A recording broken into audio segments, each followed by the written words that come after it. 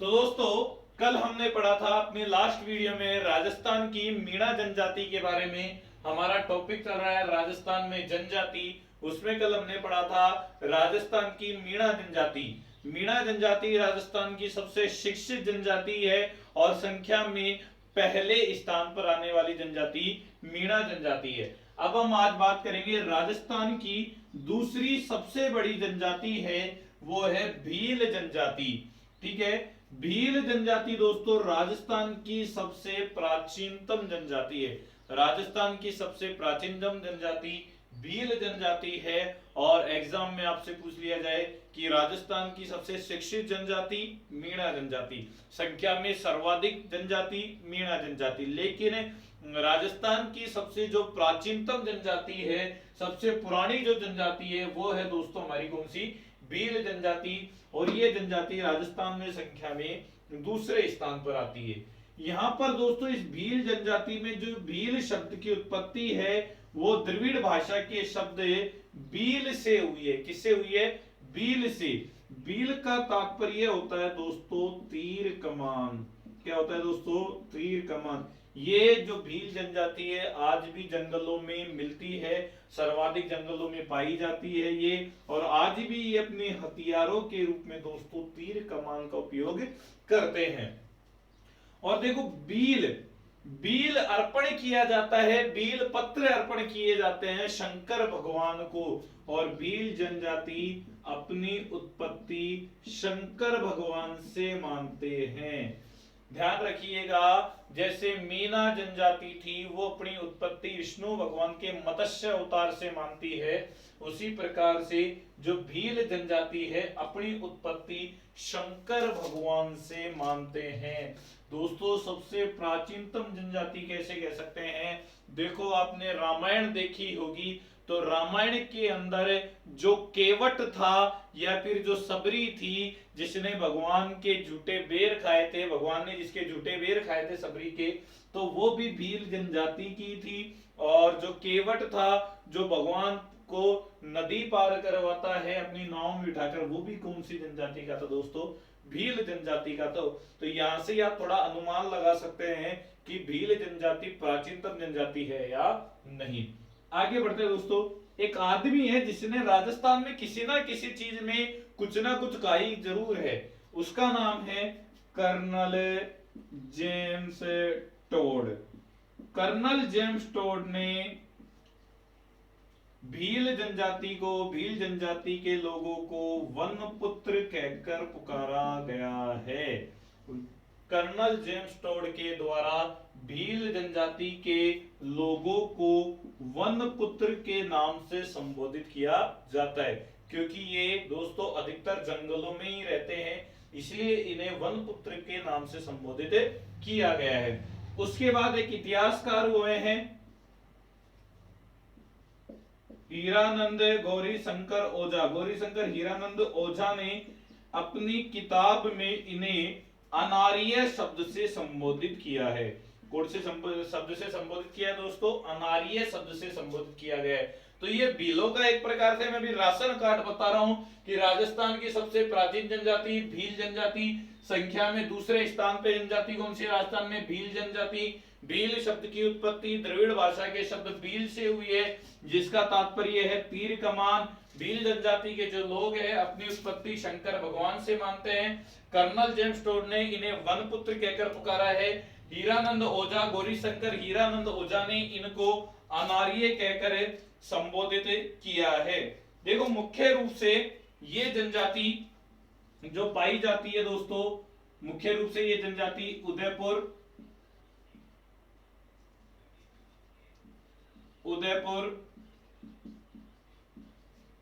भीलवाड़ा, उदयपुर, भीलवाड़ा, डूंगरपुर और बांसवाड़ा में पाई जाती है। उदयपुर, भीलवाड़ा,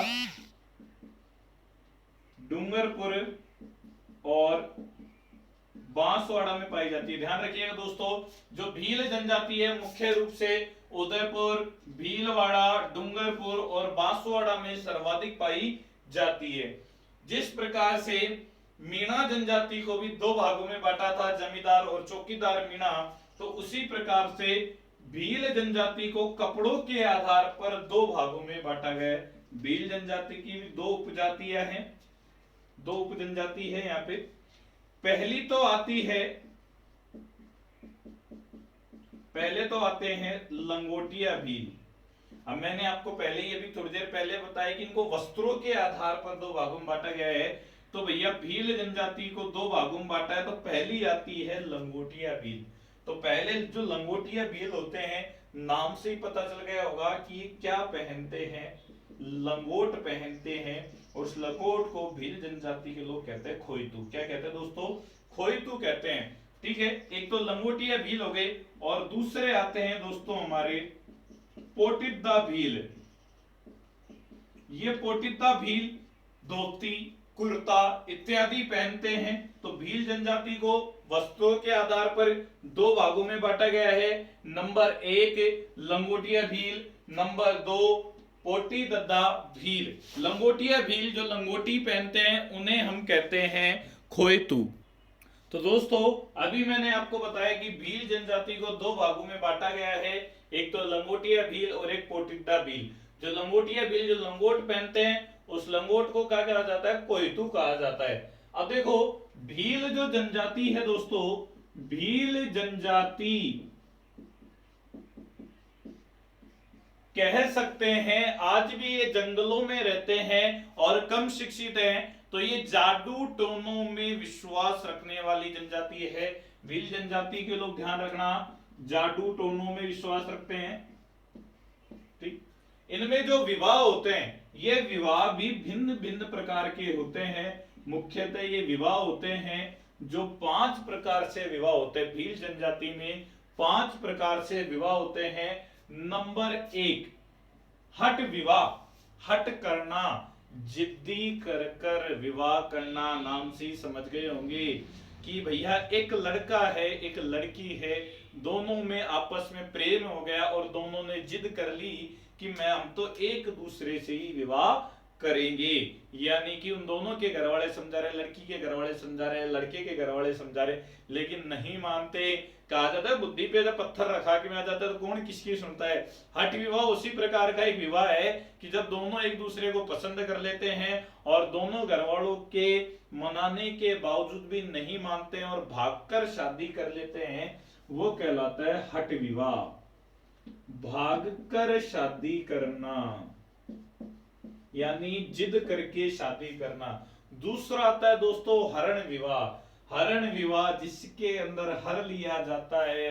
सीता हरण किया था रावण ने, वैसे यहाँ पर एक हरण विवाह आता है, यहाँ पर हरण कर लिया जाता है, किडनैप कर लिया जाता है। यानी कि किसी लड़के को कोई लड़की पसंद आ गई तो वो उसका किडनैप कर लेगा और किडनैप करके उसको ले जाएगा और उससे विवाह कर लेगा, और विवाह के पश्चात उस लड़की को उसी व्यक्ति के साथ रहना पड़ेगा जिसने उसका किडनैप किया है। तो हरण विवाह, हरण करके शादी करना या किडनैप करके शादी करना। अरे हम इन दोनों विवाहों को ऐसे याद रख सकते हैं। हठ विवाह किस नाम से? मैं तुझको भगा लाया तेरे घर से तेरे बाप के डर से। हरण विवाह, हठ विवाह।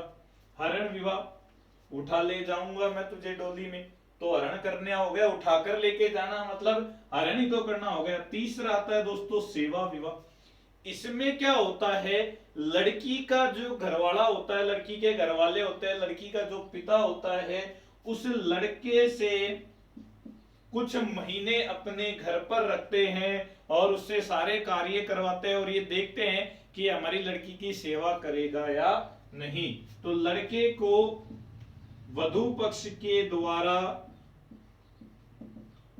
कुछ महीने अपने घर पर रखा जाता है और उससे सेवा ली जाती है, विभिन्न विभिन्न प्रकार के कार्य किए जाते हैं। परिवीक्षा विवाह, लड़के द्वारा किया गया कोई वीरतापूर्ण कार्य करने के पश्चात लड़की उसकी वीरता को देखकर प्रभावित हो जाए तो उसे कहते हैं परिवीक्षा विवाह। आगे आता है हाथी वेंडो विवाह। अपने मोस्टली हिंदू धर्म में जो शादियां की जाती है वो अग्नि के फेरे लेकर की जाती है, लेकिन भील जनजाति में मान लो कई बार इनको अग्नि की व्यवस्था नहीं होती, जल्दबाजी में शादी करनी है, तो ये पेड़ के फेरे ले लेते हैं, पेड़ के फेरे लेकर शादी कर लेते हैं, वृक्ष के फेरे लेकर शादी कर लेते हैं, वो कहलाते हैं हाथी वेंडो विवाह। तो ध्यान रखना, भील जनजाति में 5 प्रकार के विवाह होते हैं, हठ विवाह, हरण विवाह, सेवा विवाह, परिवीक्षा विवाह और हाथी वेंडो विवाह। तो ध्यान रखना 5 प्रकार से ये विवाह करते हैं। भील जनजाति जादू टोने पे विश्वास रखने वाली जनजाति है। इनकी जो मुख्य भोजन है वो है मक्का की रोटी प्लस प्याज, ठीक है, मक्का की रोटी प्लस प्याज, ठीक है। अब देखो, भीलों में एक भील सरदार हुआ था जिसका नाम था राणा पुंजा। राणा पुंजा एकमात्र ऐसा भील सरदार था जिसको अपने नाम के आगे, जिसको अपने नाम के आगे राणा लगाने की अनुमति स्वयं महाराणा प्रताप के द्वारा दी गई थी। ध्यान रख लेना, राणा पुंजा एक ऐसा भील सरदार था जिसको अपने नाम के आगे राणा लगाने की अनुमति दी गई थी महाराणा प्रताप के द्वारा, जबकि राणा केवल मतलब राणा केवल राजपूत वंश के लोग ही लगा सकते हैं। तो राणा अपने नाम के आगे राणा लगाने की अनुमति राणा पुंजा को महाराणा प्रताप के द्वारा दी गई। ध्यान रखना, चित्तौड़गढ़ के राठौड़ वंश का राज तिलक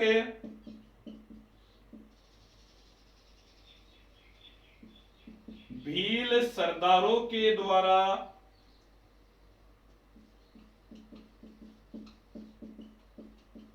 किया जाता था। ध्यान रखना, चित्तौड़गढ़ के राठौड़ वंश का राज तिलक भील सरदार के द्वारा किया जाता था। और यहां तक भी कहा जाता है कि मेवाड़ के राज चिन्ह में एक और तो मेवाड़ का राज चिन्ह हुआ करता था और एक और भील सरदार की आकृति बनी हुई होती थी। ध्यान रखना, मेवाड़ के राज चिन्ह में भील सरदार का भी चिन्ह हुआ करता था। अब दोस्तों, मैं यहाँ पर आपको भील जनजाति की कुछ शब्दावलियां बताने जा रहा हूं जो कि वेरी वेरी मोस्ट इंपोर्टेंट है और कई बार एग्जाम में पूछी जा चुकी है। तो दोस्तों, हम भीलों से संबंधित है, भील जनजाति से संबंधित है कुछ शब्दों के बारे में बात करते हैं जो कि एग्जाम में हमसे पुटअप किए जा सकते हैं और कई बार पूछे भी गए। देखो दोस्तों, सबसे पहला शब्द आता है टापरा। भीलों के जो घर होते हैं वो क्या कहलाएंगे आपके? टापरा।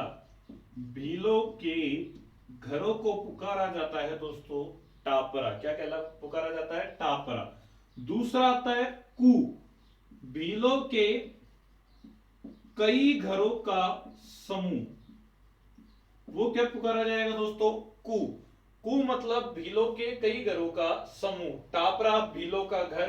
फला, जो मोहल्ला होता है भीलों का, जो मोहल्ला होता है दोस्तों उसे पुकारा जाता है फला। अगला आता है दोस्तों पाल। भीलों के कई गांवों का समूह, वो क्या पुकारा जाएगा? पाल। ध्यान रखना, टापरा भीलों का घर, कू कई घरों का समूह, फला मोहल्ला, पाल कई गांवों का समूह। बसवो या तदवी होता है घर का मुखिया। घर के मुखिया को बसवो या तदवी कहकर पुकारते हैं भील जनजाति के लोग। पालती होता है दोस्तों गांव का मुखिया। गांव के मुखिया को ये कहकर पुकारते हैं पालती। कई गांवों का मुखिया गमेती कहकर पुकारा जाता है। कई गांवों का मुखिया, कई गांवों को मुखिया को ये गमेती कहते हैं। गांव का मुखिया इनके कहलाता है दोस्तों पालती। अगला आता है घूमट। भील क्षेत्र को, अर्थात जहां पर भील पाए जाते हैं या फिर जहां पर भील रहते हैं वो हिस्सा, वो एरिया, वो स्थान कहलाता है भूमट। अगला आता है भराड़ी।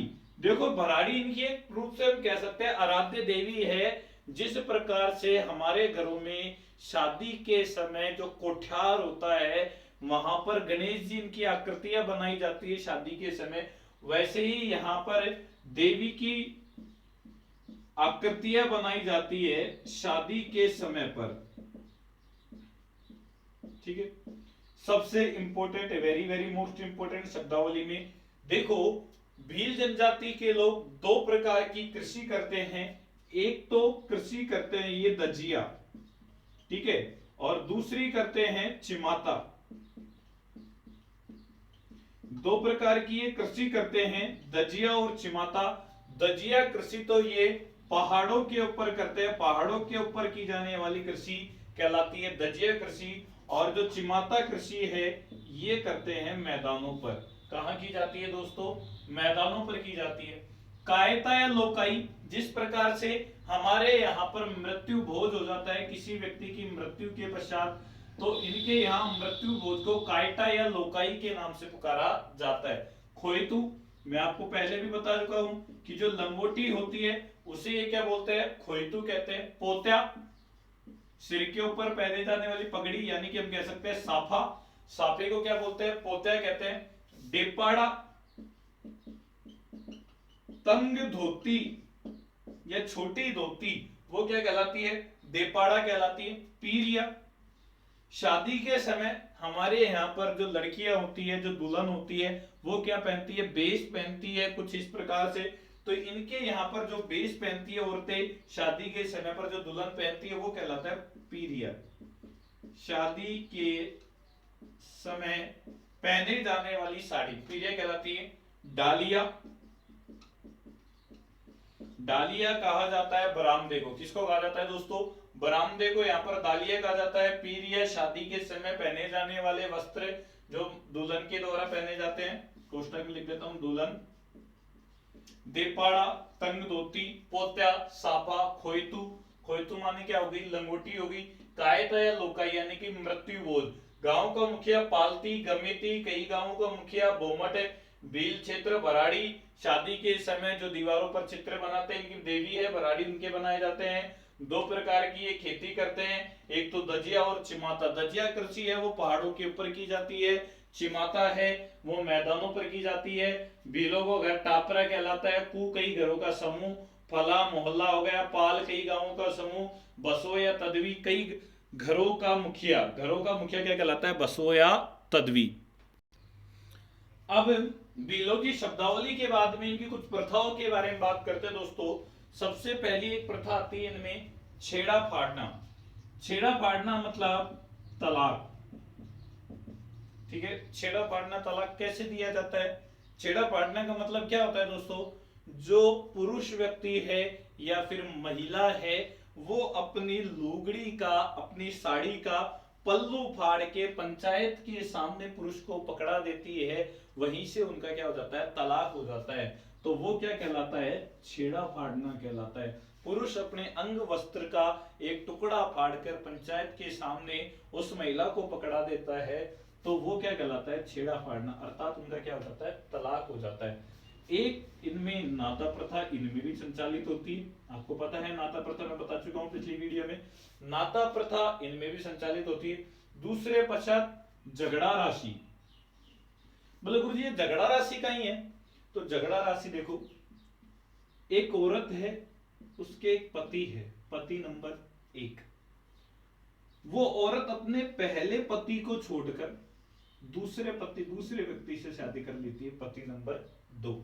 शादी करने के बाद वो औरत दूसरे पति के साथ रहने लग जाती है, तो पति नंबर 1 पति नंबर 2 के पास जाता है और कहता है कि भाई तुम्हारी बीड़ ने लिया है, हमारी लुगाई ने लिया, कोई बात कौन, लेकिन मेरी जो औरत लेके आया है, मेरी पत्नी को तू लेके आया है, उसका मुझे पैसा चाहिए। भाई तू मेरी बींगनी को लेकर आया है तो उसका मुझे माल का पैसा तो चाहिए, माल लेके आया तो मेरा तो उस मटेरियल का पैसा तो चाहिए। तो वो कहता है कि भाई कितने पैसे लेगा? तो पहला पति कहता है मैं तो इसके 50,000 लूंगा। ऐसी प्रथाएं चलती है इनमें। तो पति नंबर कहता है कि भाई 50,000 की तो नहीं है तेरी बींगनी, भाई कि आंख फूटी है कि बुढ़ी है, तू भी तो काम में ले लियो भाई, सेकंड हैंड है, तो यहाँ कर बोले मैं तो एक 5,000 ही दूंगा। तो इस प्रकार से इन दोनों में उस राशि के लिए झगड़ा हो जाता है और वो कुछ ले दे के बीच का सेटलमेंट करके कुछ इस प्रकार से व्यवस्थित करते हैं, कुछ राशि कम करता है, कोई ज्यादा करता है, तो वो जो राशि प्रदान की जाती है वो कहलाती है इनके झगड़ा राशि। अगला आता है नोतरा। बिल्कुल नोतरा का ही है। वधु पक्ष लड़की को पिता पीसा लेर लड़का के ले ब्याह करे, अपने भी तो करते हैं ना भाई, कहीं देखते नहीं है कि अपने आसपास के एरिया में कि भाई बिहार से लुगाई लिया है, असम से लिया है, पैसा दे, तो वही सिस्टम है। वधु पक्ष वर पक्ष से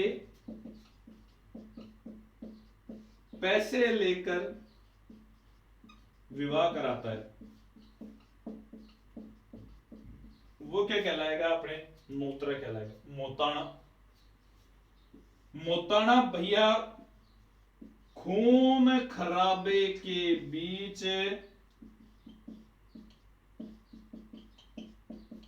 हर्जाना वसूलना। खून खराबे के बीच हर्जाना वसूलना क्या कहलाएगा दोस्तों, मोताना।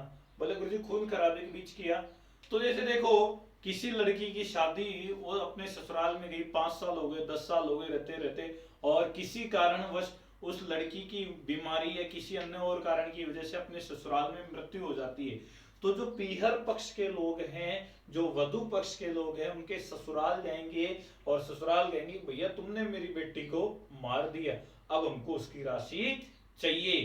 तो भाई वर पक्ष कहेगा भाई हमने तो मारा नहीं है, बीमारी से मारे, बोले नहीं हमको तो पैसे चाहिए। तो उस समय पर वो खून खराबे के लिए, लड़ाई के लिए, लड़ाई झगड़े के लिए तैयार होते हैं, और वो औरत तो पहले ही मर गई और वो हर्जाना वसूलने के चक्कर में 2-4 लोगों की मौत और हो जाती है, और वो उस खून खराबे के बीच हर्जाना वसूल कर लेकर आते हैं, तो उसे हम कहते हैं दोस्तों मोताना कहते हैं। क्या कहते हैं दोस्तों, बोलो, मोताना कहते हैं। एक शब्द और आता है दोस्तों, गासंडे। भाई मृत्यु भोज के समय, भाई हमें हमारे हिंदू धर्म में जब भी कोई व्यक्ति मर जाता है तो उसके स्थान पर हम किसी व्यक्ति को दान दक्षिणा देते हैं, तो मृत्यु के समय जिस व्यक्ति को दान दक्षिणा दी जाती है वो कहलाता है गासंडे। मृत्यु के समय जिसको दान दक्षिणा देते हैं वो क्या कहलाता है दोस्तों, गासंडे कहलाता है। क्या कहलाता है, गासंडे कहलाता है। अगला आता है दोस्तों एक शब्द, टोटम। भीलों के कुल देवता है टोटम, भीलों के कुल देवता। भीलों का कुल देवता कौन है भाई, टोटम है। कौन है, टोटम है। उसके बाद केसरिया नाथ जी, केसरिया नाथ जी पर चढ़ी खीर खाकर कभी झूठ नहीं बोलते हैं। ध्यान रखना, भील जनजाति के लोग केसरिया नाथ जी पर चढ़ी हुई खीर खाकर कभी भी झूठ नहीं बोलते हैं। किस पर चढ़ी हुई खीर खाकर, केसरिया नाथ जी पर चढ़ी हुई खीर खाकर कभी भी झूठ नहीं बोलते हैं। जिस प्रकार से मीणा जनजाति के लोग भूरिया बाबा की कभी भी झूठी कसम नहीं खाते। आगे बढ़ते हैं, कुछ एक और हैं। भील जनजाति के लोग महुआ वृक्ष को सर्वाधिक पवित्र मानते हैं। ठीक है, महुआ वृक्ष को सर्वाधिक पवित्र मानते हैं भील जनजाति के लोग। एक शब्द चलता है इनमें, अटक। अटक मानी होती है गोत्र। जैसे हमारे हिंदू धर्म में हर समाज में गोत्र चलती है, उसी प्रकार से भीलों में जो गोत्र होती है उन्हें हम कहते हैं अटक। किस नाम से पुकारा जाता है दोस्तों, अटक के नाम से पुकारा जाता है। एक इनमें प्रथा चलती है आटा साटा। ठीक है, आटा साटा बोले तो गुरुजी, बोले गुरुजी क्या नाम से, आटा साटा का मतलब होता है जिस घर में किसी लड़की का विवाह हमने किया है उसी घर की लड़की वापस लेकर आना। मतलब जहां हमने लड़की दी है उसी परिवार में से लड़की लेकर आना। बोले गुरुजी उसके परिवार में कोई लड़की नहीं हुई तो, अरे लड़की नहीं हुई तो उसकी मौसी, मामा, चाचा, भांजा, किसी की भी लड़की हो वो लेकर आपको आनी है। तो एक दूसरे से विवाह में आटा साटा करना। उसके सिवाय ये संकट के समय, संकट के समय इनका जो उद्घोष है ये आवाज निकालते हैं फायरे फायरे। कौन सी आवाज निकालते हैं दोस्तों? फायरे फायरे। संकट के समय भील जनजाति के लोग फायरे फायरे की आवाज निकालते हैं। जैसे मीणा जनजाति के लोग आवाज कौन सी निकालते हैं? चीख मारी। इनके जो नृत्य हैं, यहां लिख देता हूं आराम से, इनके जो नृत्य हैं द्विचक्री, ठीक, युद्ध, नेजा, गवरी या राई, और एक है इनका हाथी मना नृत्य। हाथी मना नृत्य, ये हाथी मना नृत्य दोस्तों एकमात्र ऐसा नृत्य है भील जनजाति में जो कि बैठकर किया जाता है। भीलों के मुख्यतः 5 नृत्य है दोस्तों, द्विचक्री, युद्ध, नेजा, गवरी या राई और हाथी मना नृत्य। ठीक है, हाथी मना नृत्य। इनका उद्घोष है, विपत्ति के समय ये आवाज निकालते हैं फायरे फायरे। इनके जो आराध्य देव है, कुल देवता है वो है टोटम, और आराध्य देवी है वो है इनकी भराड़ी। इसके सिवाय इनमें एक शब्द और चलता है दोस्तों, मेलनी। मेलनी का मतलब होता है आपसी सहयोग, आपसी सहयोग। तो दोस्तों ये भील जनजाति के बारे में हमने यहां तक कंप्लीट पढ़ लिया है, बिल्कुल डीपली तक पढ़ लिया है, जो कि आपके हर क्षेत्र में काम में आएगा। राजस्थान एग्जाम से संबंधित हर एग्जाम में आपके काम में आने वाला है। छेड़ा फाड़ना, ठीक है, तलाक हो गया, छेड़ा फाड़ना एक इनके नाता प्रथा होती है, एक इनके झगड़ा राशि दी जाती है। नोतरा हो गया, नोतरा मतलब वधु पक्ष से वर पक्ष से पैसे लेकर विवाह कराता है। मोताना खून खराबे के बीच हरजाना वसूलना मोताना हो गया। गासंडे मृत्यु के समय जिसको दान दिया जाता है गासंडे कहलाता है। संकट के समय ये आवाज निकालते हैं, वो कौन से निकालते हैं? फायरे फायरे निकालते हैं। किसके ऊपर चढ़ी हुई खीर खाकर झूठ नहीं बोलते? केसरिया नाथ जी के ऊपर चढ़ी हुई खीर खाकर झूठ नहीं बोलते। महुआ वृक्ष को सर्वाधिक पवित्र मानते हैं। इनके गोत्र अटक कहलाते हैं। आटा साटा प्रथा प्रचलित है इनमें। ये आपसी सहयोग को क्या कहकर पुकारते हैं? मेलनी कहकर पुकारते हैं। इनके नृत्य हैं, 5 प्रकार के नृत्य करते हैं, द्विचक्री, युद्ध, नेजा, गवरी या राई और हाथी मना नृत्य। तो दोस्तों ये हमने कंप्लीट भील जनजाति की वीडियो पूरी कर ली है। ये आपसे की भील जनजाति पूरी हो गई है। राजस्थान की दूसरी सबसे बड़ी जनजाति और राजस्थान की सबसे प्राचीन जनजाति भील जनजाति के बारे में हम संपूर्ण रूप से पढ़ चुके हैं। अगर इसमें कोई डाउट है तो आप मुझसे कमेंट में डायरेक्टली पूछ सकते हैं, कोई इश्यू वाली बात नहीं है। और जल्दी अपने संज्ञान आरएस एकेडमी की जो ऐप है उसको इंस्टॉल कर लीजिए अपने मोबाइल में, जिससे आप अन्य क्लासों का भी, अन्य सब्जेक्ट का भी, अन्य विषयों का भी लाभ उठा सके। और मेरी यही कामना है कि आप सभी घर पर रहे, सेफ रहे, सुरक्षित रहे। बाकी बातें हैं हम अगली वीडियो में करेंगे। बहुत बहुत धन्यवाद दोस्तों।